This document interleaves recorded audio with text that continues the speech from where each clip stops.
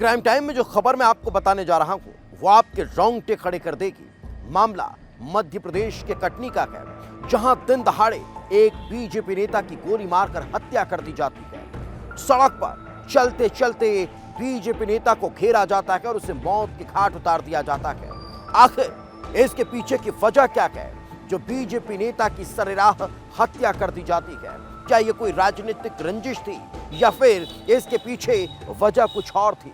क्या कोई साजिश रची जा रही थी जिसके कारण बीजेपी नेता को मौत के घाट उतारा गया? इस रिपोर्ट पे देख लीजिए। दिन दहाड़े बीजेपी नेता की हत्या, बीच सड़क पर सीने में मारी गोली।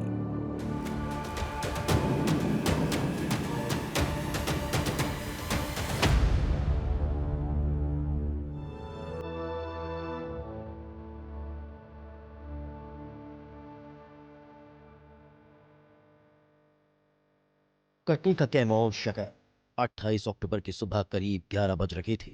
सरकारी दफ्तर को या फिर दुकानें धीरे धीरे खुल रहे थे। वो अपने कामों के लिए निकल चुके थे। बीजेपी के पिछड़ा वर्ग मोर्चा के मंडल अध्यक्ष नीलेश रजक अपनी बाइक से बाजार जा रहे थे।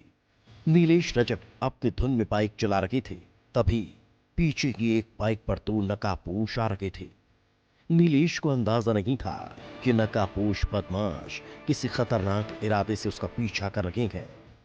जैसे कि नीलेश बैंक ऑफ बड़ौदा के पास पहुंचते हैं, पीछा कर रहे नकाबपोश अपनी बाइक की रफ्तार तेज कर देते हैं। नकाबपोश बाइक को एकदम नीलेश रजक के पास ले आते हैं। नीलेश को अब तक कुछ भी समझ नहीं आ रहा था। नकाबपोश बदमाश उसे रोक लेते हैं। नीलेश ने बाइक की रफ्तार थोड़ी कम की और वो कुछ समझ पाते इसके पहले ही सामने गाड़ी पर पीछे बैठे एक नकाबपोश ने फायर कर दिया।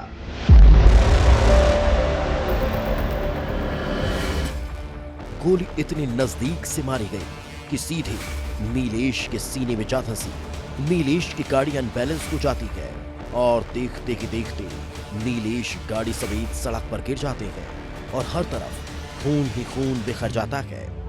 गोली की आवाज और सड़क पर लाश देखकर इलाके में हड़कंप मच जाता है। लोगों की भीड़ लग जाती है और तब तक हमलावर भी काफी दूर निकल जाते हैं। नीलेश रजक नाम का एक व्यक्ति है, कैमोर का है। उसको कुछ अज्ञात व्यक्तियों के द्वारा जो है गोली मारा गया है और पुलिस उसकी लगातार विवेचना में जुटी हुई है। टीम बना के हम इसमें काम कर रहे हैं और जितना जल्दी से जल्दी हो सके हम लोग पूरी तरह से यही कोशिश कर रहे हैं कि आरोपियों को जितना जल्दी हो सके गिरफ्तार कर सकें। किसी भी हालत में किसी भी आरोपी को नहीं बख्शा जाएगा, सख्त से सख्त कार्यवाही की जाएगी। एक बीजेपी नेता की दिन दहाड़े हत्या ने हर तरफ सनसनी फैला दी। बीजेपी के पिछड़ा वर्ग मोर्चा के मंडल अध्यक्ष बीजेपी के बूथ अध्यक्ष की जिम्मेदारी निभा चुके हैं और बजरंग दल में भी काम कर चुके नीलेश रजक की इस तरह की हत्या से लोगों का गुस्सा फूट पड़ा। पुलिस के सामने सबसे बड़ा सवाल तो यही था कि आखिर हत्यारे कौन है। हर एंगल से जांच पड़ताल की गई और शाम होते होते आरोपियों का पता लगा लिया गया।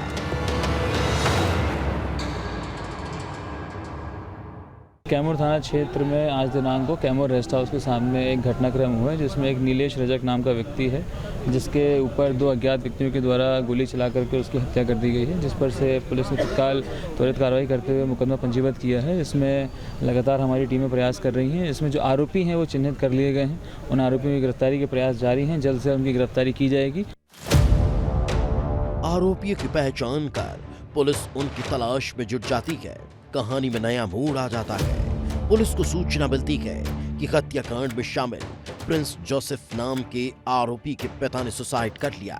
जैसे ही गोलीकांड हुआ उसके कुछ ही देर बाद प्रिंस जोसेफ के घर पिता ने फांसी लगा ली। 11:30 बजे बस से आए हैं कटनी का नंबर लेके और उसके बाद ये घर आए हैं। घर में थोड़ा ऐसे नॉर्मल बातचीत की है और उसके बाद अपना अंदर आके झटकनी लगा ली है। झटकनी लगाने के बाद जब 10-15 मिनट दरवाज़ा नहीं खोला गया तो फिर घर वाले क्या बोलते हैं दरवाज़ा खटखटाए, जाली से देखे तो साइड से वो फांसी लगा चुके रहे। वो ऊपर की सीट तोड़ के यहाँ पे फिर अंदर आके दरवाज़ा खुल गया। अब पुलिस इस बात की जांच में भी जुट चुकी है कि क्या आरोपी के पिता के सुसाइड नोट का कनेक्शन इस हत्याकांड से भी जुड़ा है। क्या उसे पता चल गया था कि प्रिंस जोसेफ ने ही नीलेश रजक की हत्या की है।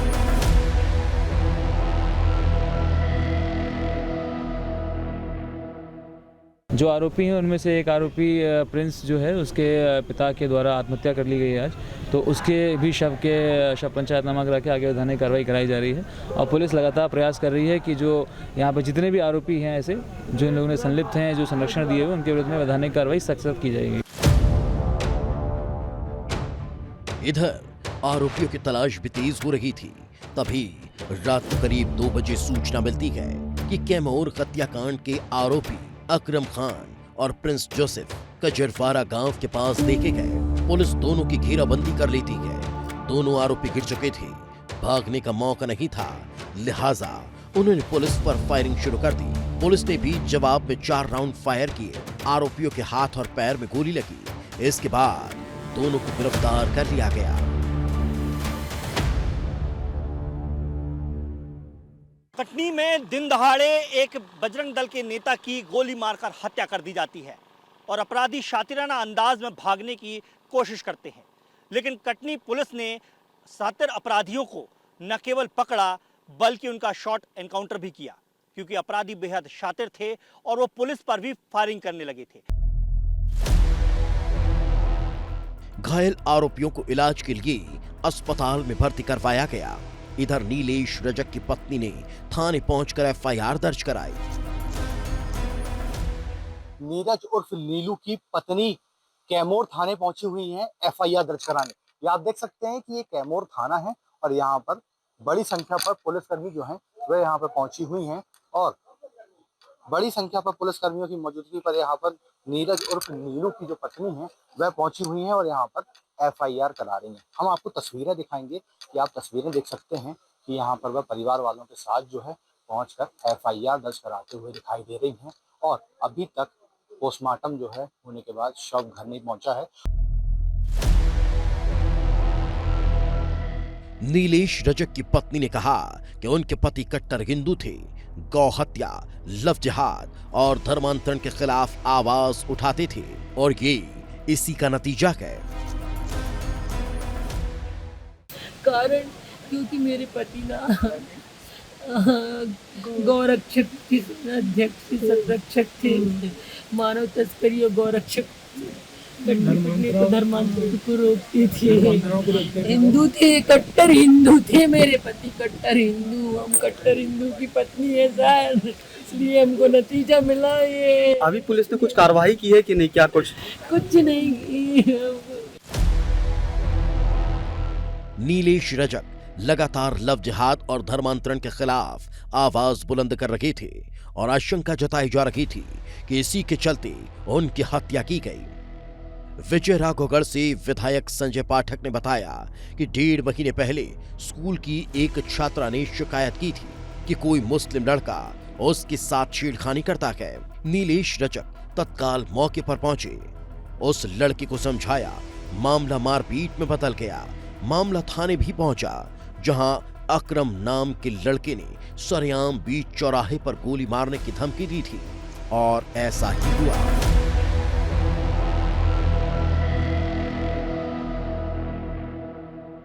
उसको जब एक खबर मिली कि लड़कियों के साथ छेड़खानी कुछ लड़के करते हैं नशे की हालत में, तो वो स्कूल पहुंच गया। स्कूल के गेट पे जैसे गेट से लड़कियां निकलना चालू हुई, लड़का आया, इतने वही पकड़ के उसको उसकी झूमा झटकी हुई और जब विवाद बढ़ने के बाद दोनों को थाने ले जाया गया तो उसने सबके सामने ऐलानिया बोला था अकरम नाम के लड़के ने नीलू रजक को, तो तूने आज लड़कियों के सामने मेरे को बेइज्जत किया, मैं तेरे को 20 सड़क में गोली मारूंगा।